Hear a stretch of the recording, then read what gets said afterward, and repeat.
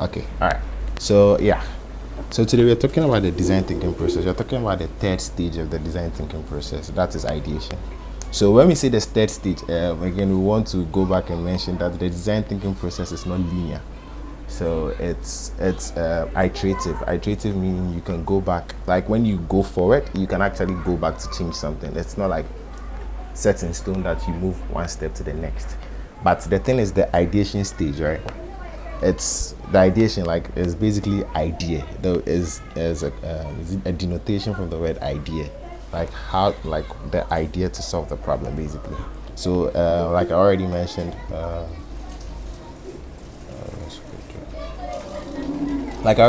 this is the third stage, the third phase in the design thinking process. This is where it generates generating a broad set of ideas on a given topic with no attempt to judge or evaluate them.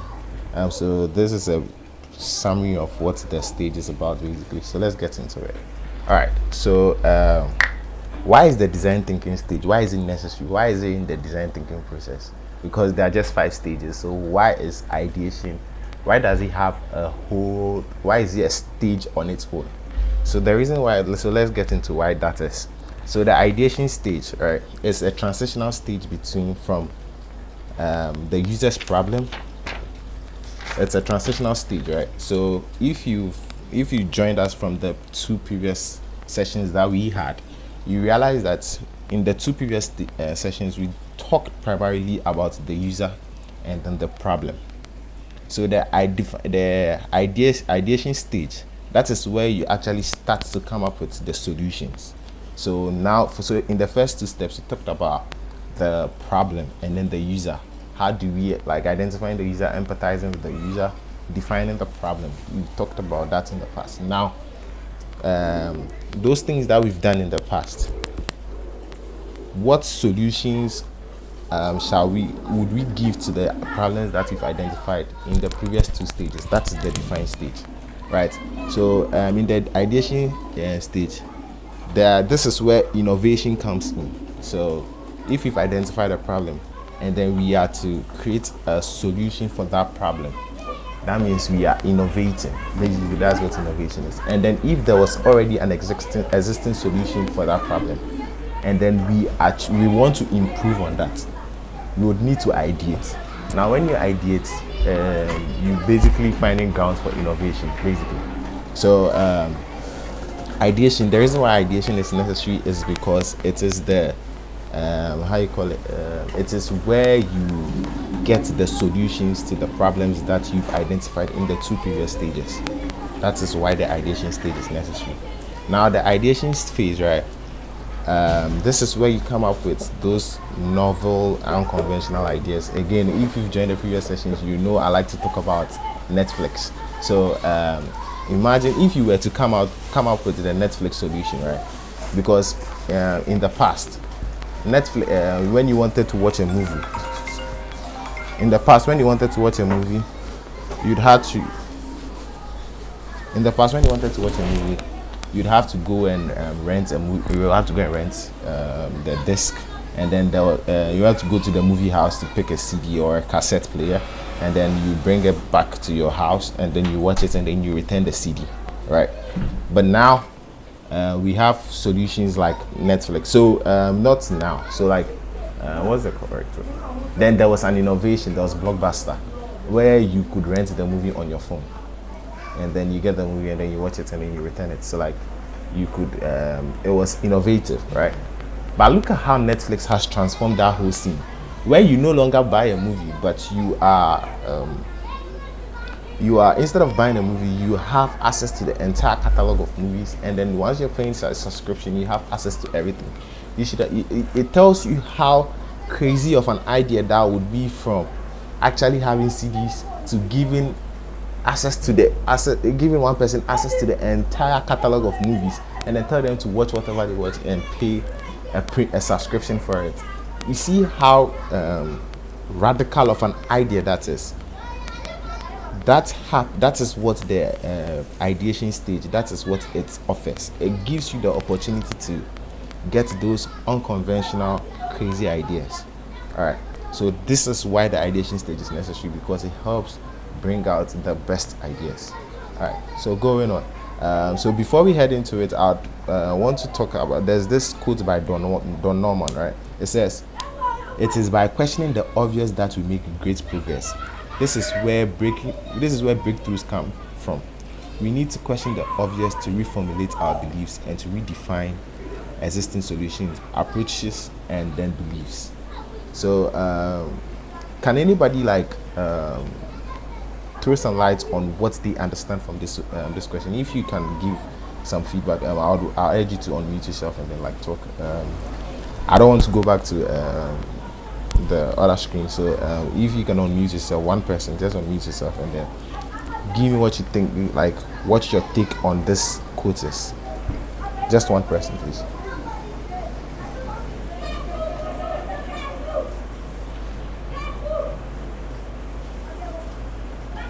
Hello? Hello? Guys, just one person, please.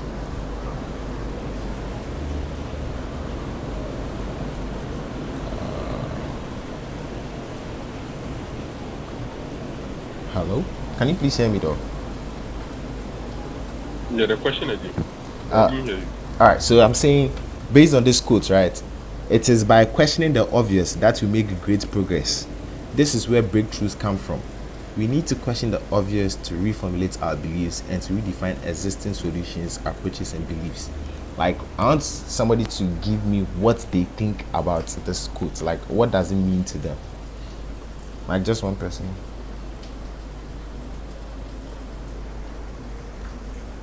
Yeah, so me, from what I understand, I mean, if you want to see progress, you ask yourself certain questions to see whether you are progressing in certain stages or in what you want to achieve. So, am I trying to get to this point?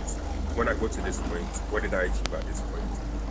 What am I seeing here or there that will help me attain my goal or whatever? So, yeah, questioning certain things will help you progress in life. That's what I understand. All right, that's great input, man. All right, okay. So this is what I understand by this quote, right? It is by questioning the obvious that we make great progress. So what is the obvious, right? So again, going back to the Netflix example, I like to use that example a lot. So going back to that, right? At the time, we were renting our movies, right? And then people were comfortable doing it, right? I'm not sure, we are quite young, and so we might not. Myself, I'm quite young. I'm not sure for other members and other people in the call, but myself, I'm quite young, so I haven't experienced the movie renting process, right? But I know my parents did, and then they didn't have a problem doing that. They felt it was, instead of buying a disc, instead of buying a cassette or a CD, we can just pay this little amount, get it, and then watch it and then take it back, because you watch a movie once or twice, right? But you question the obvious, so it's something that is already existent, right? You question it. Once you question it, you begin to see possible outcomes, possible better solutions to that particular thing that is already existing. That is the obvious. So again, look at phones and cars, right? Apple releases a device every year, right? Every year they release a device. What do those devices do? I use an iPhone 11. iPhone 14 is coming out next. It's coming out pretty soon.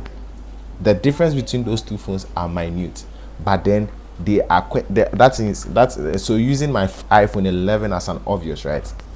It's something that it works perfectly fine. But the iPhone 14, they've given it thought, and after giving it thought, you realize that they have identified new problems that they can solve using that iPhone. Again, let's use another example. Let me see, the Apple Watch or something, right?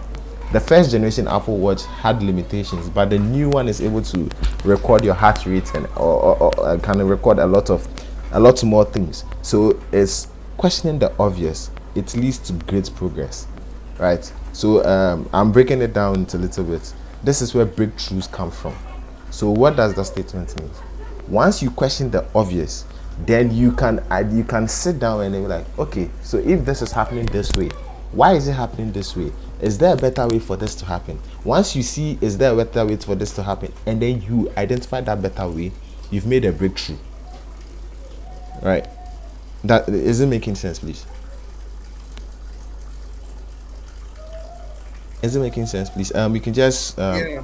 all right, sure thing. Yeah, so All right, so we need to question the obvious to reformulate our beliefs and redefine existing solutions, approaches, and beliefs.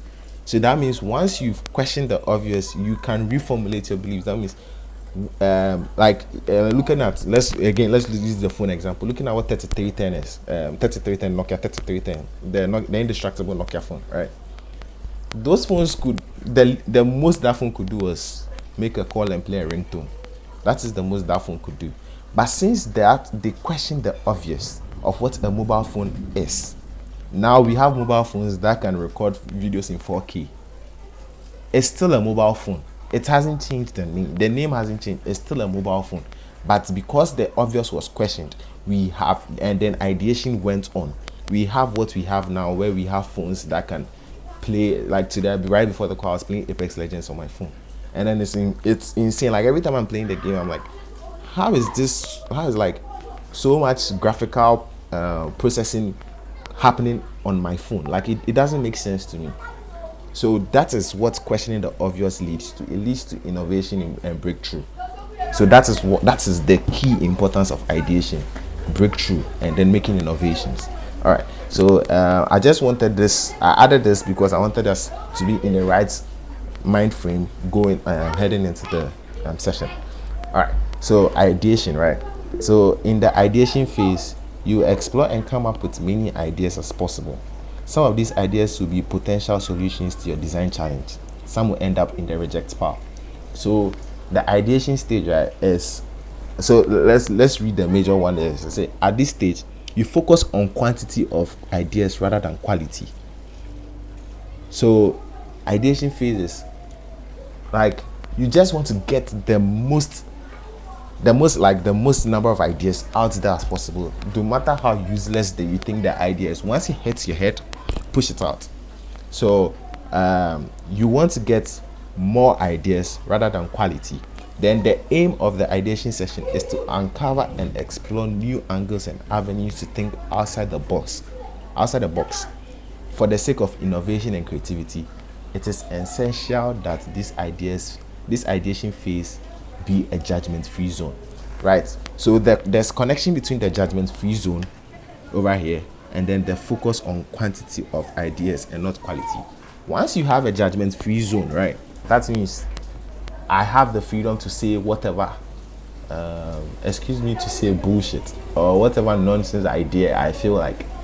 Imagine somebody mentioning the Netflix music subscription service when movies were sold a disc by disc. Imagine like the person who I don't know whether it was a brainstorming session, but imagine the person who mentioned that, and then imagine the eyes that would have looked at that person. Like imagine the number of people who would have like, yo, that's a shitty idea, man. But that is the reality now. And so you want to get, when they say judgment, creating a judgment-free zone, that means the environment in which you are ideating, that is if you're in a group, you want everybody in that group to not judge the idea of any idea that comes out of anybody's mouth, basically. So you want to focus on quantity. That means the more ideas that come out, the better, not the quality of the ideas that are coming out, because we can always increase the quality, but quantity gives you, once you have a lot of things, then the chances of you getting one idea that is good out of the bunch is actually quite easier than having a little bunch of little group of ideas, and then like it's limiting. So that a lot is always that's why they say two heads are better than one. Like the more the merrier. Actually, they say the fewer the merrier, but in this situation, the more the merrier. All right. So moving on. Right. So how do we prepare for these ideation sessions? You want to create a relaxed environment. What does a relaxed environment mean? Creating a relaxed environment. So the best ideation sessions are those where the participants feel at ease. the ideation phase should be in a safe space, but most people the ideation phase should be a safe space, but most people will need some coaxing before they feel comfortable sharing their wildest ideas. Have some icebreakers prepared to bring the group together, relieve any tension, and get people warmed up. What that is, so this basically is explaining how you create a relaxed environment. So you want people to feel comfortable, and then again, what you see how the comfortable is leading to creating a judgment-free zone. Once the people are comfortable and then they know that there's no judgment coming out, that is the relaxed environment, then they feel comfortable to give us the best ideas. So it's like when you are in your friend group and then you know that whatever you say, there's no judgment for whatever you say. You can say whatever you like, whatever you want to say, because you know that when I say this, this guy is my friend, and so he wouldn't chastise me for saying this particular thing. Like, that is the idea for creating, preparing for an ideation session. You want to create a relaxed environment. Now, the next thing you want to do is you want to have a prepared space. So, a prepared space means featuring posters of personas, relevant information, and then you're creating posters. So featuring posters of personas and relevant information. What this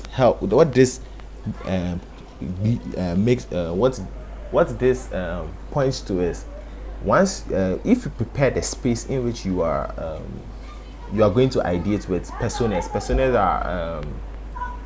are basically as if fictional characters that might end up being the users of your application or whatever, or the product you are designing, basically.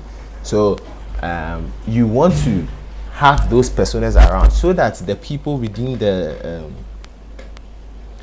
people who are ideating would be able to empathize with those characters, that's the personas that you have created, so they can put themselves in those people's shoes. Once they put themselves in their shoes, they will be able to come up with ideas that are user-centered, right? Again, because you need to understand that the design thinking process is all about being user-centric. Basically, being your ideas or your solutions should be ideas that should be solutions that actually suit the end user.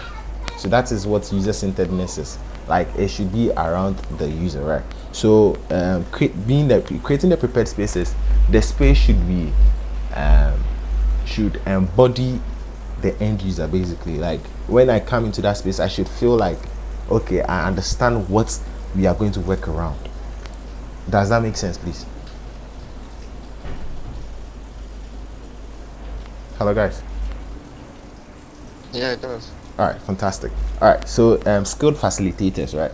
So this is basically having the right type of people who facilitate the meeting. So it's like when we are having a group session like this, right? We need one person who actually understands what is going on, because that person is the person who basically coordinates everything and then be able to basically coordinate everything, right? So the skilled facilitator means the person should be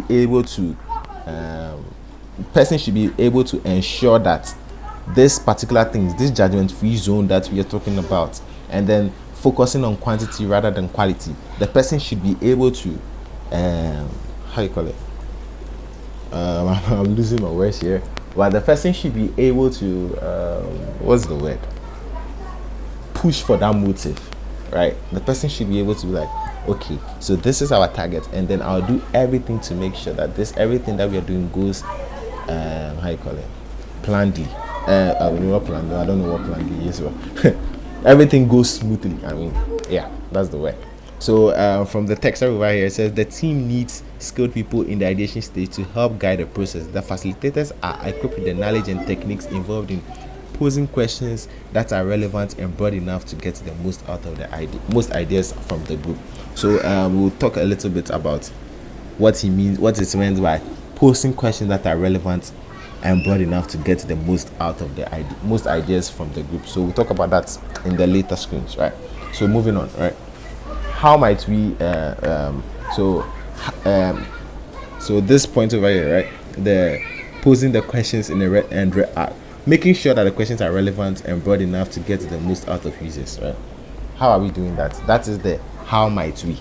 So in the asking questions for ideation, right? You want to start the way you ask questions using how might we. So why are we using how might we? The reason why we are doing this, it suggests that a solution is possible, right? So if you say how might we, so say maybe how might we an example of a problem. Okay, so let's use the problem statement we are trying to solve. How might we get the end users to pay their debt in time? All right, so if you don't have context to what you're saying, basically that is our problem statement. Our problem statement is something around debt, right? So example, I'm just using an example. We have examples of how might we questions, but let's just use that. How might we get the indebtedness to pay their debt in time? So you see, the way we ask the question, it almost feels like the solution is possible. So it says the how might we, it suggests that a solution is possible, but doesn't give any hint as to what the solution might be. You have enough of a focal point to guide your users, to guide your ideas, but plenty of freedom to think laterally and innovatively, right? So I believe this is quite intuitive, but let me go into it a little bit. So it says you have enough of a focal point to guide your ideas. So again, look. Okay, so let's just step here and then take one of example of how might we ensure people pay their taxes before the deadline. This is quite similar to the problem statement that we have. So how might we ensure that people pay their taxes in time? You see that this is broad, but then is narrow at the same time. So it's broad in the sense that it gives, it's like how you call it? It gives the people who are ideating, it gives them the idea of what we are trying to solve, but it doesn't talk about the solution, right? So it's like I'm telling you, okay, I wanted this, but I have the freedom to do like whatever arrives at that, basically. Yes, so whatever arrives at that. So it's like we have a destination, we want people to pay their taxes before the deadline, but I haven't mentioned what procedure. And so it's like you've opened it, but it's narrow enough. All right, so the how might we, there are 4 steps into asking relevant how might we. So the first one is to start by looking at the inside statement that you've created, the inside statement being the problem statement. Try rephrasing them as questions by adding how might we. Right. Okay, so we'll go into that later, but basically inside statement is the problem statement. We've already created this. I don't want to skip ahead because I don't want to skip ahead. All right, so based on your inside statement, that's your problem statement, you try to rephrase it by adding a how might we at the beginning. All right, then the second stage is the goal is to find opportunities for design. So if your insights suggest several how might we questions, that's great. What does this mean? So that means we can have more than one how might we question for a particular problem that we are trying to solve. So this actually leads to the point where because majority of the time mobile applications or software products have more than one feature, and so if maybe one of the how might we is how might we pay debt, maybe another thing is there might be another problem, and which might have an entirely different how might we achieve this. Because if you take an application like Google Maps, there are different features. Like recently I was designing something with regards to Google Maps, and I realized Google Maps is like quite a big application. Majority of us don't use it for maybe everything that it does, but it's quite a big application. Like I was going through the application extensively, and I realized it does so much. Location, it gives information on like restaurants, reviews. Like there's so much Google Maps does that you might not know, and so you know that there's different how might we statements that go into an application like Google Maps. Okay. Now the third one is, now take a look at your how might we question. and ask yourself if it allows you a variety of solutions. If it doesn't, broaden it. Your how might we should generate a number of possible answers and will become a launch pad for your brainstorms. Right. This is quite simple. So if your how might we statement, if you formulate one and then you feel like it's not broad enough, please, is there background noise? Because it's currently raining like very heavily at once. I've tried to close all my windows, but I don't know whether the noise is coming through. So are we good?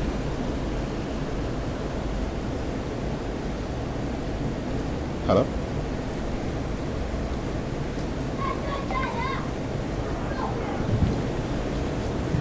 Yes, sir. All right, fantastic. All right, so yeah, so if your how might we statement is not broad enough, you need to broaden it. So because again, you want quantity, not quality. You definitely want quality at the end, but you want quantity. You want a lot of ideas to come through. So if you formulate one and it's not broad enough, you need to broaden it. Now, finally, make sure that your how might we isn't too broad, right? It's a tricky process, but it's a good way. But a good how might we should give you both a narrow enough frame to let you know where to start your brainstorm, but also enough breadth to give you room to explore wild ideas. So this is basically everything we've been talking about for the how might we statement. It should be broad enough, but it should be narrow enough too. So it's like I guess we've already talked about it, and so there's no point repeating it. All right. So examples of how might we statements. So how might we ensure people pay their taxes before the deadline? Now we can understand that based on this, we can actually even formulate the problem statement. So let's not do that though. But ensure more people pay their taxes before the deadlines. So this over here, we are seeing what the end goal is, right? But there's so much room, because how do we ensure that people pay their taxes on time? Like, based on this, you know where the outcome, or you know where the possible outcome is, but it's broad enough, right? Now look at this one too. How might we help employees stay productive and healthy when working from home? Again, this is narrow enough and it's broad enough as well, right? Okay, let's look at the last one. How might we make customers feel that their information is safe and secure when creating an account? Again, we know that people want to create their accounts, but how are we making sure that they feel safe, right? So if you feel like this does not work, please draw my attention to it. Or if you do not understand something with regards to this, please draw my attention to it before we proceed. Are we all good? Yeah. All right, fantastic. All right, yeah. So So while creating account, and beneath the sign button, we would say like privacy policy and how the information will be used. That would make the information. okay. So you are giving an example of an idea. So this is an example of a brainstorm, right? So because this is broad enough, you've been able to come up with a solution that works for this particular problem, right? Is that the case? That's the case, right? You're coming up with a solution for this, right? Yeah. Yeah. So again, I believe this is a testament to how effective the how might we statements are, and so like it gives you the opportunity to think, right? So do you want to add something to it? No. All right, fantastic. All right, so I believe this is actually great because it actually a testament to what we're talking about. So let's proceed. So there are key ideation techniques, right? Me personally, the one I do majority of the time is brainstorming. I mean, analogies sometimes. I've never done body storming, but brain writing I've done as well. So let's look into each individual one, right? So I think there are a lot more, but I think I captured only how many did I capture? Captured only like 5 or so. All right. So the key ideation techniques. So let's just read through this. Now that you've prepared everything for your ideation session, the only thing left to do is to decide which ideation technique to employ. Here are some of the most common techniques, right? So analogies, right? So analogies is a cognitive process of transferring information or meaning from a particular subject to another. The analogy technique compares a situation or design challenge to something you are familiar with, enabling you to look at them, looking at the problem in a new light, and consider possible solutions. So analogies, right? It's like you are. Let me find an example. All right, so let's use the Netflix example with the movie stuff like this, right? So prior to Netflix, you had to go and rent a movie, right? Now, okay, let's use Blockbuster and Netflix instead. Blockbuster and then renting movies. So prior to renting a movie, you had to go to the shop to rent the movie, bring the movie back home and then watch it. But then Blockbuster came, was like, okay, you can rent the movie off the platform. Once you rent the movie off the platform, you ship the movie to you, watch it, and then ship it back. Right? That's posting. I mean, it's not shipping, but whatever. So you see, they've taken something from transferring information from a particular field that they understand into transferring it into another field that transferring it into another field. So they digitized a previous platform. iTunes tried to do the same thing, right? Where instead of buying a movie, when iTunes came out in the beginning, not Apple Music, and there's a difference. So when iTunes came in the beginning, you bought the song. Like if the song was $9, you bought the song for $9 and you own the song forever. Right? That is how CDs and then vinyls and then cassettes have been in the past. When you buy it, you own the particular product. That is what iTunes wanted to do. So they were transferring information from a field they already understood into something new. Right? That is analogies. But the thing about analogies is it usually does not lead to innovation. Like if you do it like that, you see it's like basically digitizing something that's already existent. Basically, that's what analogies is, transferring the information from one field to another field. It can work for different means, but these are the most common one that jump at me. The next one we look at is body storming. So body storming is a technique used to get body storming technique gets you to physically experience a situation in order to spark new ideas. If you're struggling to get close to the problem, body storming is a great tool to generate genuine user empathy. How does it work? You set up a physical experience resembling the problem you're trying to solve using people and props or digital prototypes based on your own interaction and reactions to the environment. You may be easier to come up with ideas. So this basically is putting yourselves in the user's shoes, literally, okay, this user experiences this problem. I'll put myself through that particular problem and see what I go through. Whatever I go through, and I can come up with the solutions easier. Right? This is basically putting yourself in user's shoes, like physically putting yourselves there. That's body storming. Now brainstorming, on the other hand, this is the one of the easiest ones. So because it does not require previous knowledge or anything. So brainstorming is the oldest trick in the book when it comes to generating new ideas as a group. In a brainstorming session, you verbally bounce off ideas off each other in the hopes of finding a blended solution. This is my go-to. This is a lot of people's go-to. This is as low cost, as fast, as one of the best solutions out there. I advise you do majority of this. So with brainstorming, basically you set up the environment that we've talked about in the past. Once you set up the environment, people are all comfortable and all, then they can start bouncing off ideas. They can start mentioning ideas. Now the thing about brainstorming sessions in a group is there's one person who takes minutes. So one person is recording, is writing every idea that you mentioned. Some of the brainstorming sessions are in a recorded environment, so you can go back and play them and listen to the voice audio. Now, once you do the brainstorming session, usually some last about 2 hours, some last longer, depending on how complex the problem is or the budget of the team. The time span, I'm not sure, but I know usually they take a significant amount of time, and then there's one person who moderates it to make sure that as a judgment-free environment, and then we are letting out as much ideas as possible. All right. So another technique used for ideation is brainwriting. So brainwriting is an alternative to brainstorming. So instead of verbally sharing ideas, participants write down their ideas before passing them on to someone else. The next person reads those ideas and adds to their own.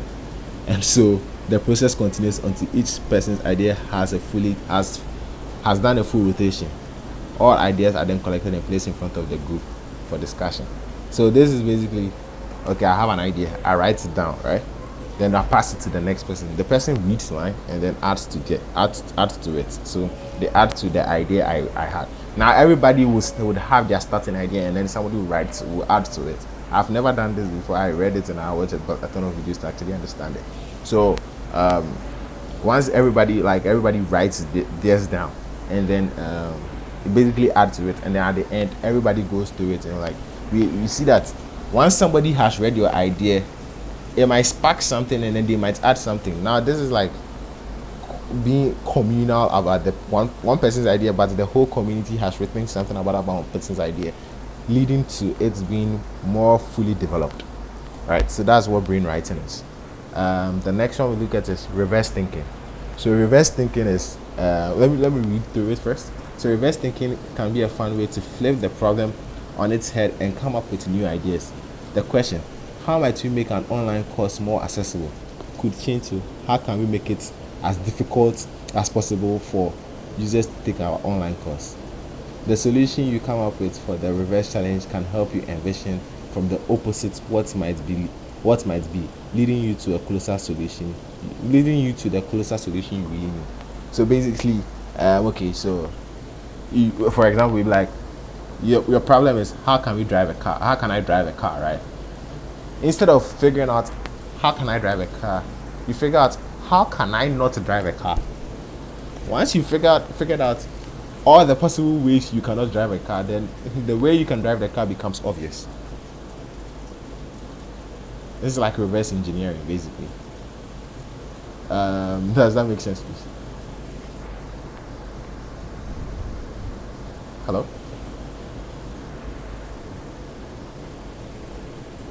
Hello? Alright, so if there are no concerns, okay, are you going to, do you have any concerns, please? Hello? No, All right. you're audible. I can hear you. All right, fantastic. All right, so the next one is mind mapping. So mind mapping is a visual ideation technique that encourages you to draw connections between different sets of ideas or information. You start by writing a keyword in the middle of the page, normally related to the problem statement, on the same piece of paper, and then you surround it with words or ideas that come to mind. Finally, you will think about how these ideas are connected and depicting said connections with lines and curves. So this one basically is like you identify the problem, you put that in the middle, and then all associated and things that come to mind, you write them on a different piece of paper, and then you stick it, and then you connect everything together. So every idea, this is basically like brainstorming, but then you're doing it visually. So like once you do it, then you connect it. So maybe something might connect to something else, and then that particular thing connects to the main one. But this basically is mind mapping. It's basically visual. It's basically like a visual style of connecting ideas. Basically, that's mind mapping. Then challenging assumptions. So challenging assumption is crucial to breaking convention through patterns and coming up with new ideas. A popular ideation technique is to come up with a number of assumptions that are inherent to your design challenge as a group. Then you go through these assumptions and discuss whether they are really true, or if they are simply there because they've never been questioned. In putting these assumptions to the test, you can determine what characteristics are really necessary or which solutions could be used instead. So one way, majority of the time, designers sometimes make assumptions. We do not encourage you make assumptions, but sometimes you make them. Now, this is for completely novel ideas. Once you make the assumption, you want to challenge the assumption, right? So say maybe you feel like if the button is blue, more people will click it. Now now that's an assumption, right? Now you need to challenge the assumption. Are you sure if it's blue, people will click it? Why will people click it if it's blue? Now we are discussing it before we actually even go to prototype. So okay, so you are saying if the button, why will people make it? Why will people click it if it's blue? Then somebody will be like, because people feel blue is more, blue feels like a link and this. Then somebody will be like, okay, yeah, no, blue. This I wouldn't click it because it's blue. And then like basically, you're discussing the assumptions that you've made before you actually go into making them and testing them with the end user. So this is actually very good for ideas, but this might lead to judgments, but that's a different this has a different how you call it, it has a situation in which it works. All right. I guess brainwriting, we've already mentioned brainwriting from here. I guess I failed to remove that. All right, so can we proceed? Do you have any questions in regards to like the techniques for ideation? Okay, so I don't think there are questions. All right, so I'm moving on. So the problem statement that I kept mentioning, right? So this is the problem statement that we identified.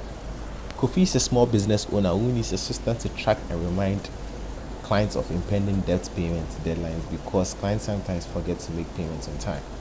So, guys, how would we use the how might we statements for this problem statements? How would we do that? Can someone please help us? Let me do this one here. So there's reference.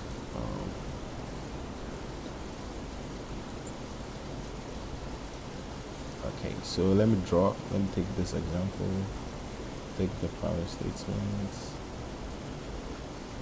Alright, so looking at these, right, looking at this, right, look at the examples that we have over here. How do we convert our problem statement into a how might we statement? Can one person try, please?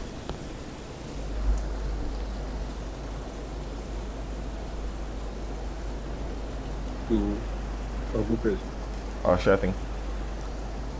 Yeah, so how might we ensure that Kofi gets his payments on time? Okay, so all right, so I guess maybe let's write that down.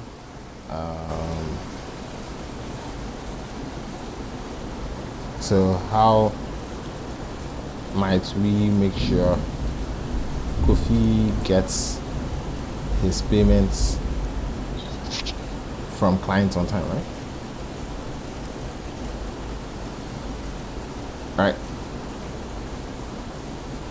All right. Hello? All right. Can any other person try? Hello? Right. Can any other person try another one? We're using the same problem statement. Like, does anybody think this is perfect, or do you think we should try another one?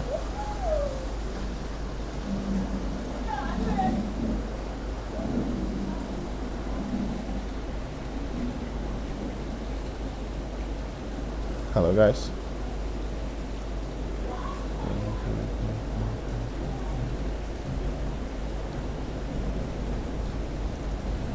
Okay.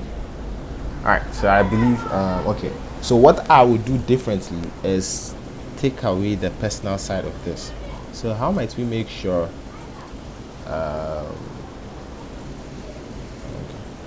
so again, looking at this example, right, how might we ensure people pay their taxes on time? How might we help employees? So Kofi is a small business owner, right? So how might we ensure because again, another one. Are you going to try? Are you going to try another one? All right, sure thing. Please go. Yeah. So another one is how might we ensure clients are able to receive notifications about payments? How might we ensure clients are notified about impending payments so they are able to pay on time.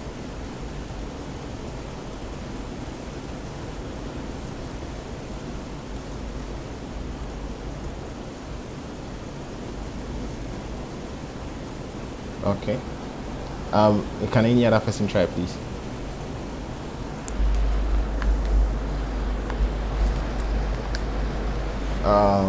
Please, can any other person try? You can just type it in if you're not comfortable speaking.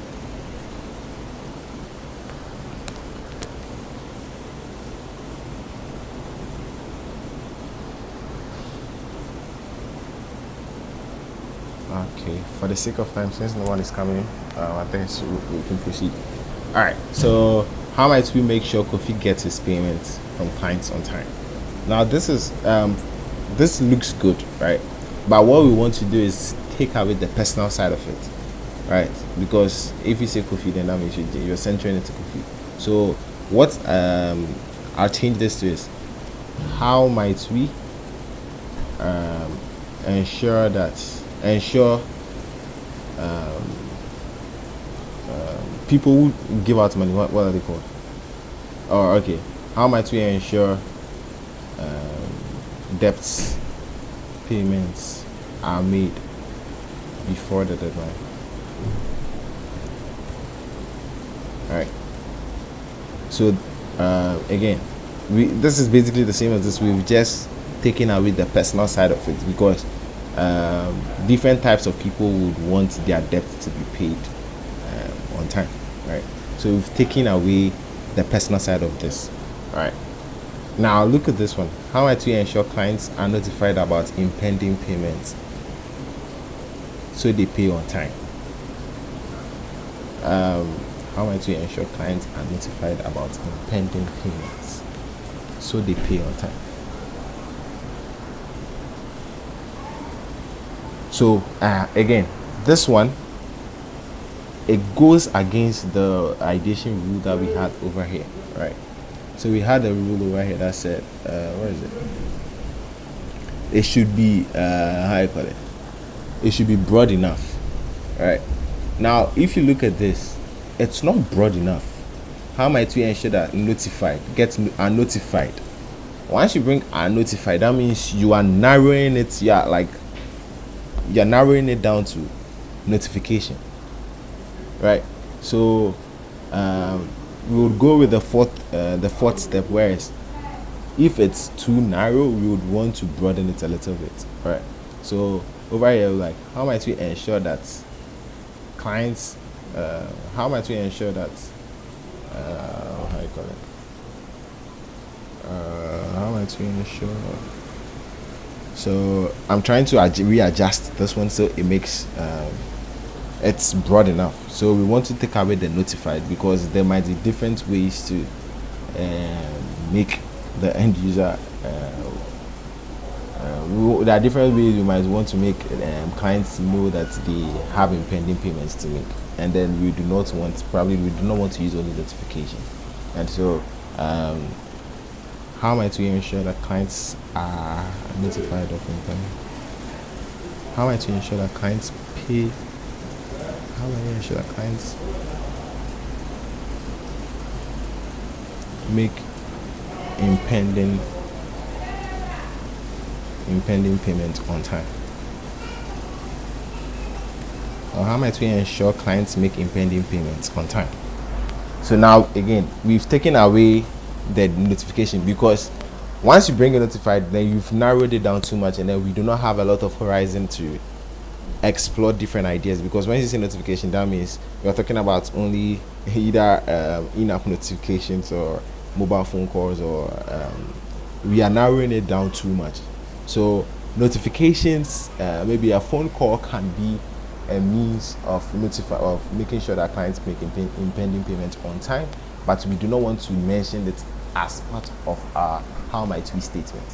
Is that clear, please? Could you please erase it? So like, are we clear on that? Hello? Hello? Yes, fantastic. All right, so Your line was I was saying, with regards to the notification, right? You mentioned notification, so we've taken away the notification out of the how might we statement because adding notified makes the statement too narrow. So we remove the notification to make it broad enough. So these are the ones that we how you call them? Strike through. Yeah. So these are the ones that we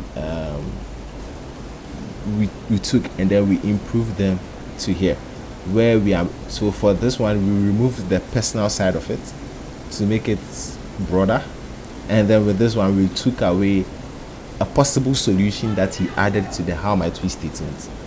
So because when he added a possible solution, we overly narrowed it down, and then you want the how might we statement to be quite broad. So we took away the notification to remove the narrowing down to make sure how to a statement which is how might we ensure clients make impending payments on time. So what we had was how might we ensure clients are notified about impending payments so they are able to pay on time. We narrowed that down. We broadened that to how might we ensure clients make impending payments on time. All right. So are we clear on this, please? Yeah, we are clear. All right. So now that one come personify, two come again. broaden your horizon. I'm saying one, you don't personify, Yes. and two, you should broaden your horizon. Exactly. As in, give space and allowance for certain solution. Yes. Exactly. All right. So for the sake of time, I think we usually don't do this, but I think we should make this an assignment. Right. So the assignment is you take this problem statement, right? If you can screenshot it, I would urge you to screenshot it, and then try to generate ideas around them using the try to generate ideas using the how might we how you call it ideas, basically brainstorm. So the plan was to make it in such a way that we go through the brainstorming session together, but I feel like if we do that it will take so much time. So what the best thing to do is make it an assignment. So each individual person would maybe submit, okay, let's say each individual person submits 10 ideas. Now mind you, we don't care whether it's stupid, we don't care, just spitball and then send them. I think let me drop my email address so you can email me the ideas. So hello, what is this? Let me just send you my personal email address. No, wait, let me use the XID comment. Hello dots on 1 second.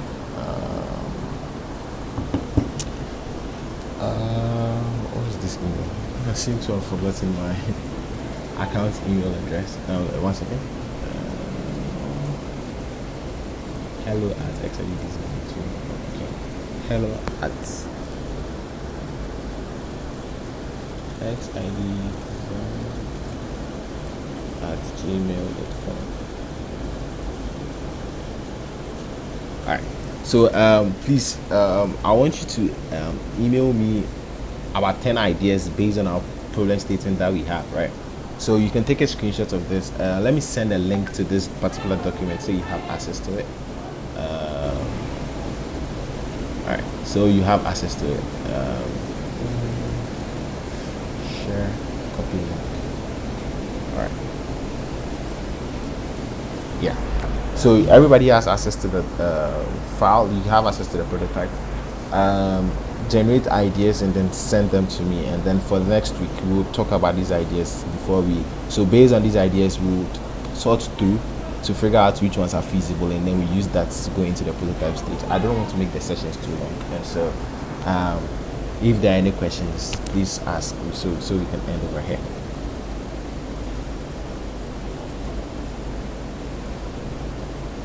Hello guys, please, any questions?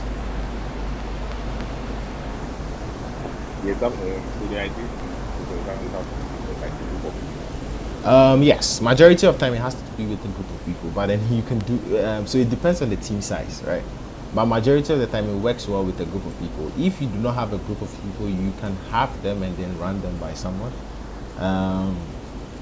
majority of times it's always, again, two heads are better than one. It's always best to do it with a group of people, so you can actually piggy off people's ideas as well, because one person can't have to all the ideas. So it's best to do it with a group. But then again, you can do it alone. It's really like kind of like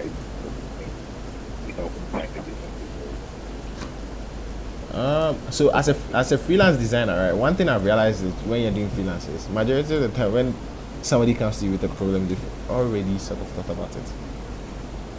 So they usually are the ones giving directions. Majority of the time. But you can actually, if it's someone's solution, you can actually go through the ideation process with them to figure out which features will work best for the platform and which won't. All right. So the ideation process usually works best if you run it with someone. That way you're able to get validation from the person you're doing it with, like, because if something is in your head, it might be stupid and then it's in your head. That's all right. If you bring it out and then someone listens to it and like, okay, this is feasible, like we see that, and then you can actually like run points with the person and to get knowledge of the idea basically.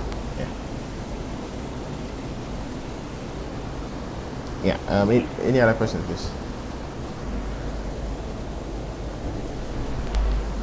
Hello guys, any questions?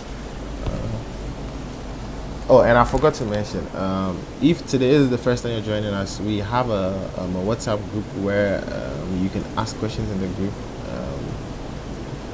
and like it's strictly about UX design. So I'm going to drop the link. If you're interested, you can join. It's not compulsory. Link. Yeah. So I'm dropping that over here, and then if there are no questions, then we'll call it an end for today. And so please email me the ideas. So next week we have some. So next week you can actually go through. I wish we could have done the brainstorming together, but like once you have the ideas, it's basically you do the brainstorming, we bring it together, we run it together. Else, if you want to run that over here, it might take a while. And so, using what we have learned, we run that, and then we come together, we go through them, and then see which ones are feasible, and then we use that for the prototype of the solution, the problem statement that we have, and then we'll probably conduct a user test in the end to see whether what we did actually works and makes sense. All right. So if there are no questions, I like to call it. We like to draw the curtains, and then we continue next week. All right. So all right. So if there are no questions, then bye bye. Adieu. All right. Ciao. You're welcome, Balasanje. I hope I'm mentioning your name right. Balasanje. Alright, Yeah. you're welcome, man.